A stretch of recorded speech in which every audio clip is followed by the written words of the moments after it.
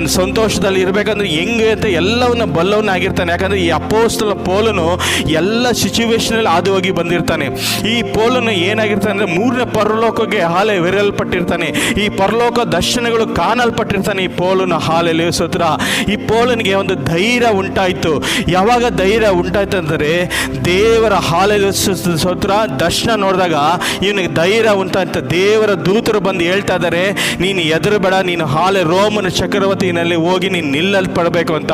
ಅವಾಗ ಪೌಲನ್ ತಿಳ್ಕೊಂಡ, ದೇವರು ಏನಾದರೂ ಒಂದು ಮಾತು ವಾಗ್ದಾನ ಮಾಡಿದ್ರು ನಮ್ಮ ಜೀವಿತದಲ್ಲಿ ನಾವು ತಿಳಿಯಲ್ಲ ಪಡಬೇಕು. ಈ ಬಿರುಗಾಳಿ ಬರಲಿ, ಏನೇ ಸಿಚುವೇಶನ್ ಆಗಿರಲಿ, ನಾವು ಎಲ್ಲ ಮುನ್ಗೋಗಿರ್ತೀರಿ, ನಮ್ಮ ಜೋಬ್ನಲ್ಲಿ ಏನು ದುಡ್ಡೇ ಇರಲ್ಲ, ನಾವು ಏನು ಕಾಣದೇ ಇಲ್ಲ, ನಾವು ಹಾಲೆಲ್ಲ ಸದ ತಿಳ್ಕೊತೀರಿ, ಏನು ದುಡ್ಡೇ ಇಲ್ಲಲ್ಲ, ಹೆಂಗೆ ಮುಂದೆ ನಮ್ಮ ಭವಿಷ್ಯ ಹೆಂಗೆ, ನಾನು ಹೆಂಗೆ ಹೋಗ್ತೀನಿ, ಮುಂದೆ ಹೆಂಗೆ ಎದ್ದೊಳ್ತೀನಿ ಅಂತ ತಿಳ್ಕೊಳ್ಬೋದು. ಒಂದೇ ಒಂದು ಕ್ಷಣ ಸಾಕು ದೇವರು ನಮ್ಮನ್ನು ಆಶೀರ್ವಾದ